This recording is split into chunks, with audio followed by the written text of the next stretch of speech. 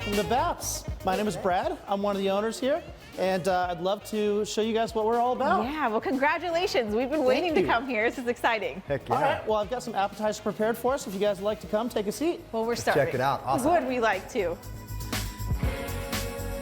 So what got you into doing a restaurant? It's kind of a complete change for me. Initially, I've been always a big tech person, so I've worked for the rich and famous, doing high-end audio, video, automation systems, but I've always had a passion for food since I was a kid. And it drove me nuts that every time I'd go to a restaurant and get something like a steak, I'd be disappointed with it because I could make a better one at home. Right. So I wanted something. I wish I had that problem.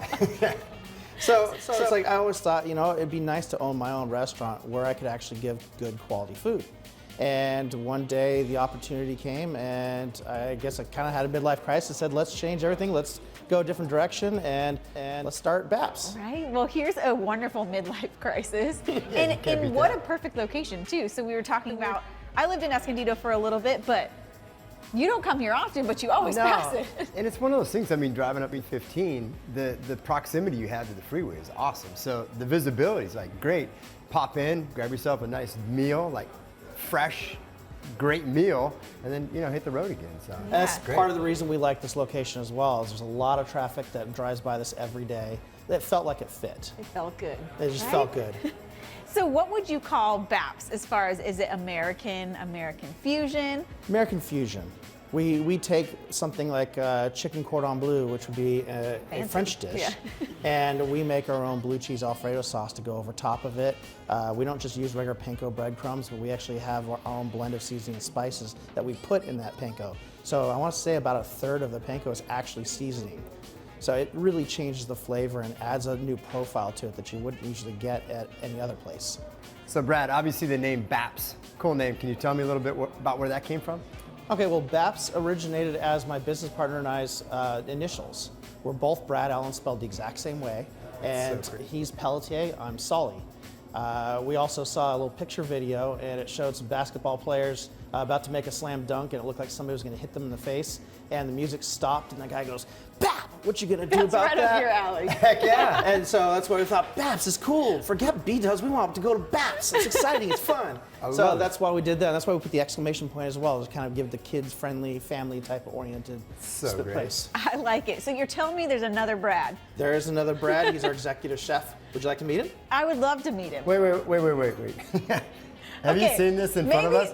Maybe we'll eat this and then we'll meet him. I mean, I'm sure he'll appreciate it. It says, I've been smelling this bacon for the last couple minutes, so yeah, I gotta try this. All right.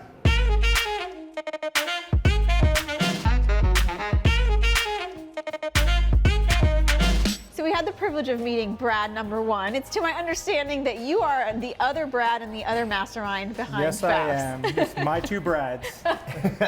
I love it, and I'm sure you have a completely different story than Brad as well. Oh, absolutely. I've had a love for cooking my entire life. My parents separated, and my father had to cook for me.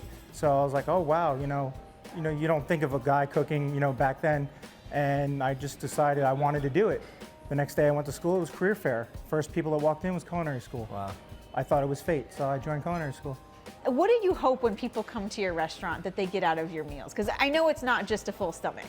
No, not at all. I like to emphasize on being happy, to sit down, converse, enjoy your food. So I put my heart and soul into this food to make everybody, happy and honestly leave with a full stomach. Yes. That's awesome. Yeah, because a lot of times, obviously, I have boys and my wife and I, we go out for dinner and we're like, here, just take the iPad or take the phone. But exactly, there's times you just sit down, put the phones away, and enjoy. Yeah, Especially we look at this. definitely want to go back to when times of old where you didn't have cell phones, where you didn't sit there and not talk to whoever you're with.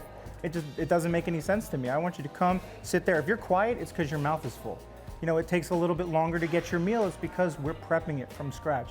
We're cutting the green beans, we're making them, but we do all that stuff here.